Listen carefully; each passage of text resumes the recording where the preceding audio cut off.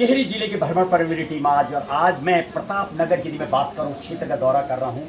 नत्था सिंह पोखरियाल राजकीय inter college गलिया खेत प्रताप नगर टिहरी गढ़वाल के कॉलेज में अभी मौजूद है। बात करेंगे मेरे साथ प्रधानाचार्य जी दिवाकर पैनुली जी से बात करेंगे। बहरहाल थोड़ा दिखाइए जरा मेरे सहयोगी जरा सामने की तरफ वो कॉलेज। जिस तरीके से देवभूमि जब हम दौरा करते हैं तो अक्सर जगह पर ऐसे छोटे छोटे डिब्बे नुमा बने हुए कॉलेज के कमरे नज़र आते हैं। सबसे बड़ी विडम्बना इंटर कॉलेज है।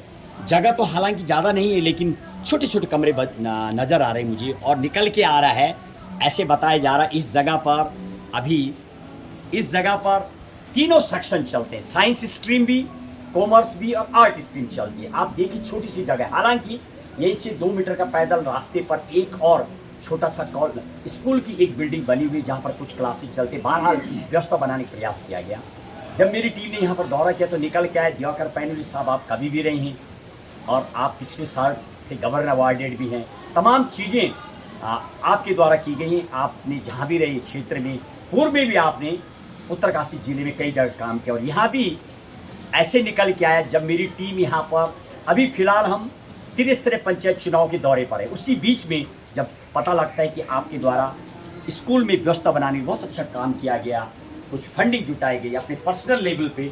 हाल में क्लासों की बात करूं तो बच्चे मुझे आज बारिश का दिन, आप देख रहे हैं कि बारिश हो रही है, भौगोलिक परिस्थितियाँ की अलग होती है, उसके बाद भी कहीं ना कहीं बहुत व्यवस्था बनी हुई नज़र आई।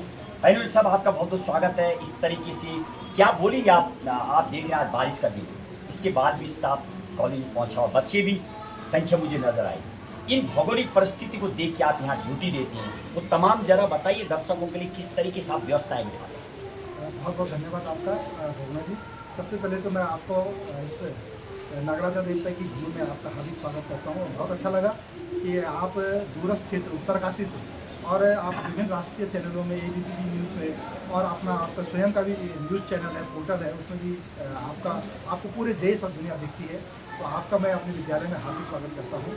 जहाँ तक विद्यालय की बात है, 2014 में हमारा विद्यालय स्वीकृत हुआ और 2022 में मैं यहाँ पर जनपद उत्तरकाशी से स्थानांतरित करके आया हूँ। यहाँ पर जब मैं आया तो जो भी इंफ्रास्ट्रक्चर है सरकार के द्वारा जो हमको दिया गया है, हमको उसी में काम करना होता है।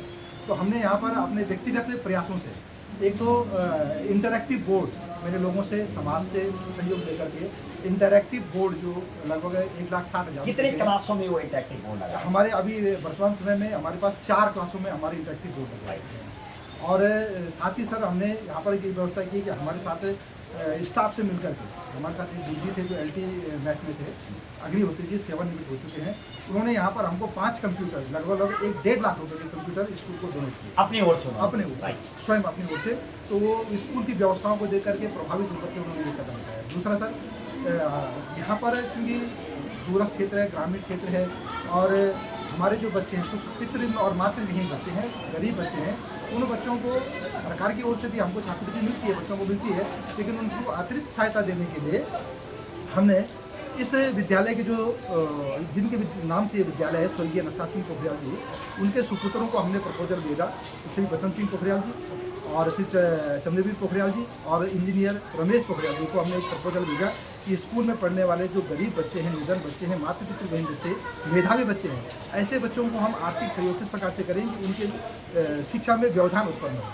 तो उनके द्वारा प्रत्येक बच्चे को, ऐसे बच्चों को लगभग 80,000 से लेकर के 1 लाख के बीच की छात्रवृत्ति एक साल दी जाती है। ये जब से आप आए हैं तब आरंभ? जी, उसके बाद ये हमने व्यक्तिगत प्रयास किया है और स्वयं उनके पास प्रपोजल लेकर गए हैं। तो उनके प्रपोजल उन्होंने हमको स्वीकृति दी और तब से हम लगातार बच्चों को, जैसे मैं बोर्ड में देख रहा था बच्चों का जो परसेंटेज भी है 90+ भी मुझे बोर्ड में नजर आया, 12th का एक विद्यार्थी नजर आया, 10th में अच्छा खासा।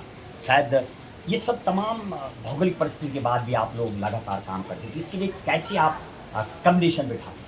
इसका तो सारा श्रेय सर मैं देना चाहूँगा अपने स्टाफ को। मुझे तो लगता है कि उत्तराखंड में सबसे अच्छा स्टाफ हमारे स्कूल में है। तो सभी स्टाफ अवेलेबल हैं, सब कॉमर्स के भी? जी, सभी स्टाफ अवेलेबल है। केवल एक पद खाली हमारे पास LT SST का है, लेकिन उतना हम एडजस्ट कर लेते हैं। और हमने पिछले साल कितना स्टाफ अभी टोटल? अभी हमारे पास 17 लोगों का स्टाफ। 17 स्टाफ। बच्चों का जो स्ट्रेंथ है? बच्चों का स्ट्रेंथ हमारे यहाँ 184 के आसपास। 180, राइट। सारी क्लासें सुव्यवस्थित। आखिरी शब्दों में बताया जा रहा है, यदि मैं इस कॉलेज की बात कर रहा हूँ तो ये नत्था सिंह उत्तराखंड के पहले ऐसे उद्योग पति रहे हैं जिनके नाम से कॉलेज है, उनके द्वारा भी सहयोग दिया जाता है। हालांकि सहयोग लेने का भी आपके द्वारा जो प्रयास किया गया उसके लिए बहुत बहुत शुभकामनाएं। और आखिरी शब्दों में, अब तो शायद ड्यूटी भी लगती है, बारिश सी होती है, तो जैसे बारिश हो जाती है तो उसमें क्या किस तरीके से आप कुछ गाइडलाइन स्पेशल जारी करते हैं अपनी ओर से बच्चों को? जी, हमको तो शासन से भी निर्देश है और विभाग के भी निर्देश हैं कि जिस दिन बहुत अतिवृष्टि होती है, बहुत ज़्यादा बारिश होती है, क्योंकि बच्चे हमारे दूर से आते हैं, बीच में गाड गदेरे आते हैं।